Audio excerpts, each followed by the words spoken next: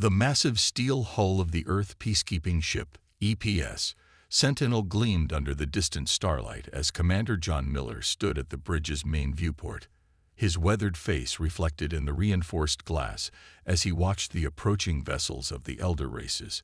Their ships looked like giant sea creatures, organic and flowing, completely different from the angular, armored design of Earth's fleet. "They're hailing us again, sir," Lieutenant Susan White reported from her communication station. "The Galactic Council representatives seem concerned about our ship's size." John couldn't blame them. The Sentinel was 8 kilometers long, bristling with what Earth called defensive systems. He knew how it looked to outsiders, like a weapon of war rather than a peacekeeping vessel. But humanity had learned its lessons the hard way, through centuries of conflict before reaching the stars. "Put them through, Lieutenant," he ordered, straightening his dark blue uniform. The holographic display flickered to life, showing 3 alien beings. The Vorax, tall and ethereal with crystalline features. The Meridae, who looked like advanced versions of Earth's octopi. And the Zentari, humanoid but with iridescent skin that shifted colors with their emotions. "Commander Miller," the Vorax elder spoke, their voice tinged with barely hidden alarm. "We must discuss the concerning nature of your vessels. Such military power has no place in a civilized galaxy." John kept his face neutral, though years of experience told him this conversation would go exactly as anticipated.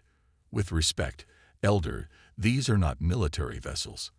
They are peacekeeping ships designed to protect trade routes and respond to various crises throughout space."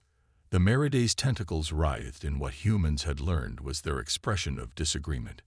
"Your smallest peacekeeping vessel carries enough firepower to level a continent.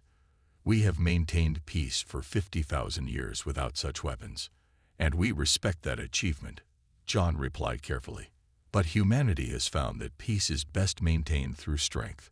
Our ships have already stopped 3 major pirate operations in our sector alone." The Zentari's skin flashed deep red. "Pirates? There have been no pirates in this galaxy for millennia. Your species is preparing for war, not peace." John sighed inwardly. He'd received clear instructions from Earth Command about this meeting. Humanity would not disarm. Not after what they'd discovered in deep space, not after the signals they'd detected from beyond the galaxy's edge. "I invite you aboard," he offered instead. "Tour our facilities. See our training programs, our rescue operations, our medical base. These ships are shields, not swords." The elder race's representatives shared looks of concern. They couldn't understand why any species would build such enormous vessels for peace. Their own ships were elegant and minimal, designed for exploration and diplomacy. What they didn't know, what Earth couldn't tell them yet, was that humanity had seen the signs, the ancient warnings buried in dead civilizations, the patterns of destruction that reached back millions of years. Something was coming, something the elder race's philosophy of minimal military presence couldn't handle.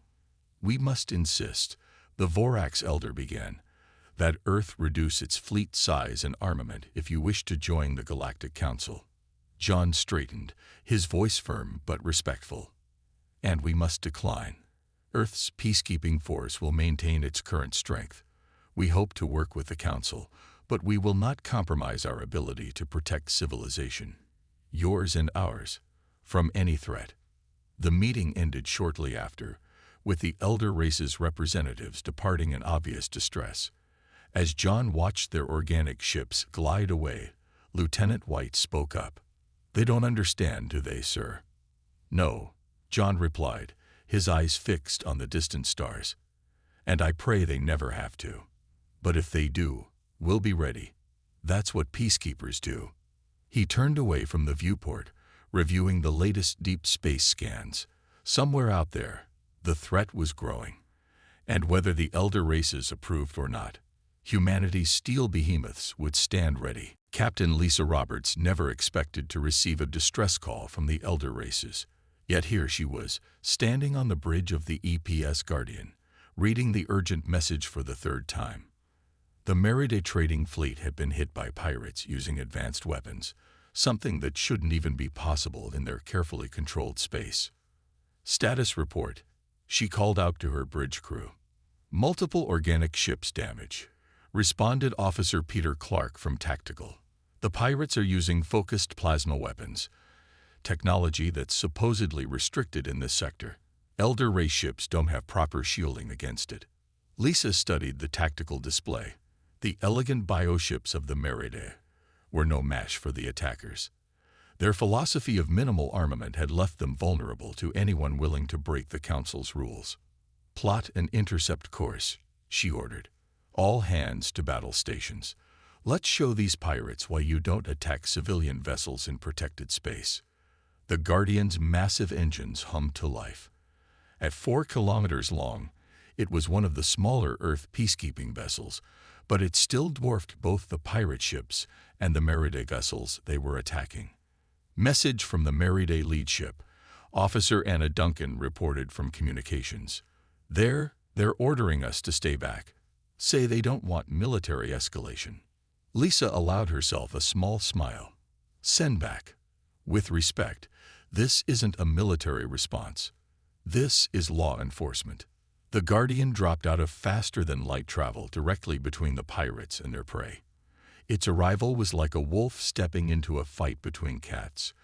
The sheer scale difference was impossible to ignore. Pirates are powering up weapons, Peter reported.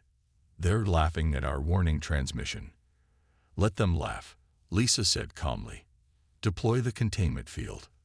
The Guardian's most impressive peacekeeping tool spread out like an invisible net. The pirates tried to run, but their engines suddenly found themselves fighting against an energy field that made movement nearly impossible. They're firing, Peter called out. The plasma bolts that had torn through the Merida ships splashed harmlessly against the Guardian's shields. Lisa watched the pirates' heat signatures spike as they realized their predicament. Return fire, she ordered. Non-lethal measures only. Disable their engines and weapons. The Guardian's precision point defense systems fired surgical strikes that left the pirate ships dead in space without risking their crews. The whole engagement took less than 3 minutes. Boarding teams ready, reported Security Chief Daniel White. We can have them in custody in 10 minutes. Lisa nodded, then turned to face the new message coming in from the Merida ship. The alien leader's image showed clear signs of distress and confusion. Captain Roberts, the Merida spokesperson's tentacles moved agitatedly. This display of force, it's unprecedented, unnecessary. We could have negotiated. With respect, Lisa interrupted gently. You can't negotiate with pirates who are actively firing on civilian vessels. Sometimes force is necessary to maintain peace. But the size of your ship, the weapons, which we used with precision to stop the attack without casualties, Lisa pointed out. This is why Earth built the peacekeeping fleet, not for war, but to protect those who can't protect themselves. The Merida was silent for a long moment. The Council, they called your ships behemoths of war. But perhaps we were too quick to judge. Lisa watched as her boarding teams secured the pirate vessels. In their holding cells, they'd find interesting answers about where these outlaws got their advanced weapons. She had a feeling this wasn't a simple case of piracy. We're here to help, she said simply. That's what peacekeepers do. Now let's get your damaged ships repaired. Our engineering teams are standing by. As the Guardian's crews helped the wounded Merida vessels, Lisa couldn't help but notice how the Elder race ships clustered closer to her vessel, like small fish seeking protection from a friendly whale. Sometimes, she thought, it took a show of force to prove you came in peace. Robert King and Amanda Wells stood side by side on the observation deck of the Galactic Council station, watching as the combined fleet assembled. The Elder race's representatives had gathered to witness humanity's response to the growing pirate threat, and the sight before them was unprecedented. They look scared, Amanda whispered, noting the pale colors rippling through the Centauri delegate's skin as Earth's peacekeeping fleet dropped out of faster-than-light travel. Robert nodded. Wouldn't you be? They'd never seen anything like this. The fleet was led by the EPS Defender, 12 kilometers of gleaming steel and advanced technology. Behind it came 5 more ships, each at least 6 kilometers long. To the elder races, it looked like someone had turned entire moons into warships. "Incoming transmission from the pirate fleet," announced the station's eye. "They're demanding the Council hand over control of the Carina trade routes." The pirates had grown bold, amassing nearly 100 ships. Against the elder race's defensive vessels, it would have been an overwhelming force. Against Earth's peacekeepers, it was barely a concern. "They still don't understand what they're facing, do they?" Amanda asked, watching the pirate fleet approach. Their ships looked impressive enough, stolen military vessels, mixed with modified cargo haulers, all bristling with illegal weapons. "About to find out," Robert replied as Admiral Karen Foster's voice came over the general channel. "This is the Earth peacekeeping fleet to all hostile vessels. You are engaged in illegal activities in protected space. Power down your weapons and prepare to be boarded, or we will be forced to take action." The pirates' response came in the form of plasma torpedoes, the same weapons that had torn through the elder race's ships in previous attacks. They splashed against the defenders' shields like rain on a window. "By the first light," gasped one of the Vorax elders. "Those weapons should have." "Should have what?" Robert asked quietly. "Destroyed the ships. This is why we build them the way we do. Peace through strength." The next few minutes were a demonstration that changed how the elder races viewed humanity forever. The peacekeeping fleet moved with precision that seemed impossible for vessels their size. Their return fire disabled dozens of pirate ships without destroying them. Containment fields trapped the rest. "Boarding teams moving in," Amanda reported, watching the tactical display. "We'll have answers about their weapons suppliers within the hour." The elder race's representatives watched in stunned silence. What they had dismissed as overbuilt weapons of war were executing a police action with surgical precision. No lives lost, no ships destroyed, but the threat completely neutralized.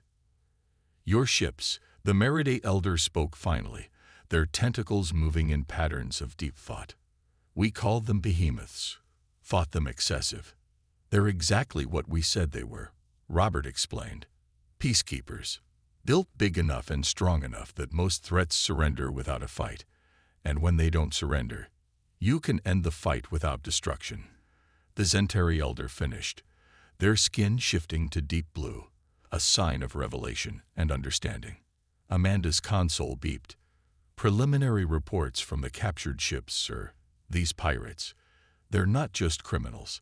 We're finding signs of outside influence, something old, something that shouldn't be here." Robert's face grew serious. This was what Earth had been preparing for. The real reason they built their ships so large, so powerful. The pirate attack had proved 2 things: that the elder races couldn't defend themselves against modern weapons, and that humanity's paranoia had been justified. "We should talk," he said to the assembled elders, "about what we found in deep space, about why we really built the peacekeeping fleet this way, and about what's coming." The elder race's representatives gathered closer, their earlier fear replaced by dawning understanding. Perhaps they realized these humans and their massive ships were exactly what the galaxy needed.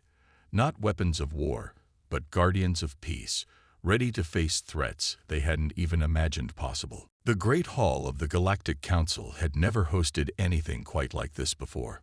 Paul Adams, Earth's diplomatic liaison, stood before the assembled representatives of the elder races, his presentation showing images of Earth's peacekeeping academy.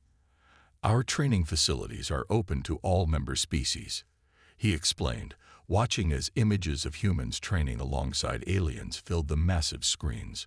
"We believe that protecting peace is a shared responsibility." The change in attitude over the past 3 months had been remarkable. After the pirate incident, the elder races had started viewing Earth's massive ships differently. Where they once saw weapons of war, they now recognized shields of civilization. Officer Linda Martinez, standing beside Paul, Advance to the next slide. As you can see, we've already begun integrating organic technology from the Meridae into our medical bays. The healing efficiency has improved by 300%. The Meridae representatives' tentacles moved in patterns of pride. Their bioorganic healing chambers, combined with Earth's advanced medical science, had created something new, something better than either civilization had possessed alone. But not everyone was convinced. A group of Zentari traditionalists watched from their section, their skin flickering with colors of doubt and concern. Their leader, an ancient being named Kurol, raised his hand. This integration, Kurol's skin pulsed with deep purple skepticism. It goes against 50,000 years of tradition. We achieved peace through restraint, not strength. Paul nodded respectfully. And that peace was beautiful, Elder Kurol. But it was also vulnerable. The pirates proved that. The artifacts we found in deep space suggest worse threats ahead. We must evolve. The hall erupted in discussion. Some feared change, others embraced it, but none could deny the results. Crime in Galactic Council space had dropped to historic lows. Trade flourished under the protection of joint human-elder race patrols. "Show them," Linda whispered to Paul. He activated the final display. Plans for a new class of ship, one that combined the organic grace of elder race vessels with the protective strength of Earth's behemoths. The hall fell silent. "This," Paul announced, "is the future. Not my vision, or Earth's vision, but our shared vision. Together, we are stronger than we ever were apart." The debate lasted hours, but in the end, even the traditionalists couldn't deny the truth. The galaxy was changing, and thanks to this new partnership, it was changing for the better. The emergency meeting of the Galactic Council began at midnight, Earth Standard Time. Captain Mary Duncan of the EPS Defender stood before the assembled representatives, her face grave as she presented the deep space scans. 3 days ago, our long-range sensors detected these signals, she said, pointing to patterns that made the elder race representatives shift uncomfortably. They match exactly with the warnings we found in the ruins of the precursor civilizations. The Vorax Elder, usually composed, showed visible distress. Impossible. The Devourers are a myth, a story to frighten children. No, Mary replied firmly. They're real, and they're returning. The pirates we captured. They were using modified Devourer technology. Someone found their advanced scouts and tried to use their weapons. The evidence was undeniable. The ancient threat that had wiped out countless civilizations was awakening. Humanity's massive ships, once seen as unnecessary, now seemed almost inadequate. Our ancestors, the Meridae Elders' tentacles twisted in patterns of ancient memory. They spoke of great darkness between the stars. We thought them primitive fears. They were warnings, Mary explained. Earth found similar warnings on every dead world we explored. That's why we built our ships so large, not for war with you, but for something much worse. The tactical display showed the approaching threat, vast swarms of biomechanical ships, each larger than a small moon. The Elder race's traditional defensive ships would be useless against such forces. How long? Asked Kroll, the Zentari traditionalist's skin now pale with fear. 6 months, Mary answered. Maybe less. But we're not defenseless. Together, we have a chance. Earth's strength combined with your wisdom. We can face this threat. The council chamber erupted in urgent discussion. Centuries of peaceful philosophy clashed with the need for survival. But as the reality of the situation sank in, resolution filled the room. We will fight, the Vorax Elder declared. Not for glory or power, but for life itself. Mary nodded. Humanity's preparation, once seen as paranoid militarism, had given the galaxy a fighting chance. Now they would see it was enough. The combined fleet assembled at the edge of known space was unlike anything the galaxy had ever seen. Earth's massive peacekeeping vessels flew in formation with newly modified Elder race ships. Organic technology seamlessly merged with defensive capabilities. Commander Alan Peters stood on the bridge of the EPS Vanguard, watching as the final preparations were made. Beside him, the Vorax battle coordinator Sorrel monitored the integrated systems. The hybrid shields are holding at 120% of projected capacity, Sorrel reported, crystal features glowing with cautious optimism. The Meriday bioreactors are amplifying our power output beyond all expectations. Alan smiled. That's what happens when we work together.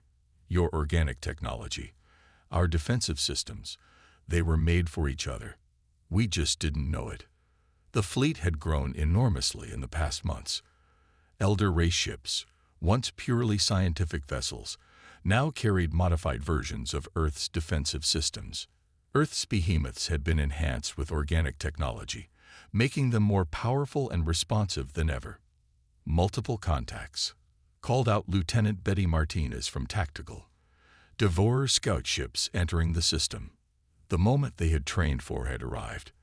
The combined fleet moved as one, organic and mechanical systems working in perfect harmony. The first wave of Devourer scouts met something they had never encountered in all their millennia of conquest, a truly unified defense. All ships, execute Battle Plan Alpha, Alan commanded. Remember your training. The battle that followed would be remembered for generations. Elder race ships, their organic nature allowing them to predict and counter the Devourer's attacks, worked in perfect sync with Earth's powerful defensive vessels. What would have overwhelmed either force alone was handled with impressive efficiency by their combined strength. Scout fleet neutralized, Betty reported hours later. No casualties on our side. The integrated shields held perfectly. Sorrel's crystalline form pulsed with joy. We did it, but this was just the beginning. Alan nodded seriously. The main force is still coming. But now we know.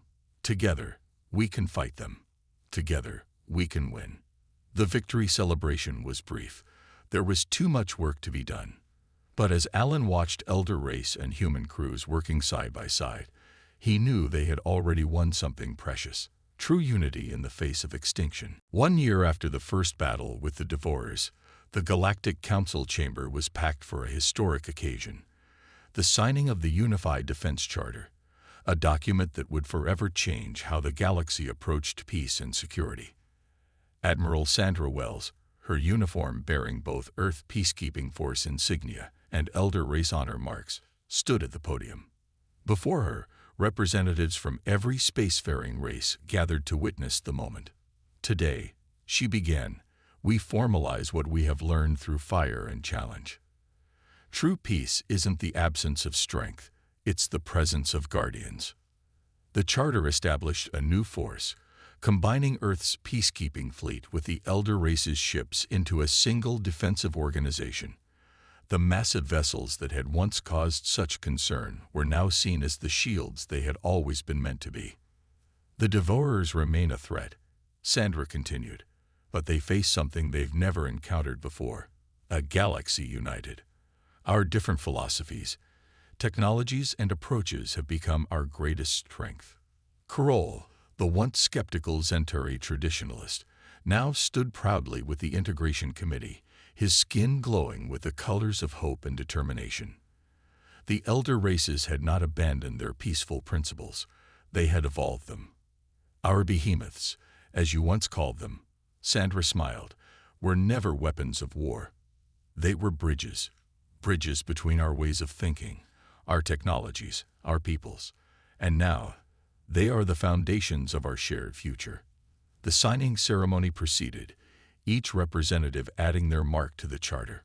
Earth's massive ships would continue to guard the space lanes, but now they carried mixed crews, combined technologies, and the wisdom of ages. Let it be recorded, Sandra concluded, that on this day, we chose to stand together. Not as humans or elder races, but as guardians of peace, a peace protected not by weakness, disguised as restraint, but by strength guided by wisdom. As the ceremony ended, news came in from the frontier. Another Devourer force had been detected, but there was no panic now, no fear. The combined fleet stood ready, humanity's steel behemoths flying proudly alongside their elder race allies. The galaxy had learned that true peace wasn't just about avoiding conflict. It was about being strong enough to protect what mattered. And together, they were stronger than ever.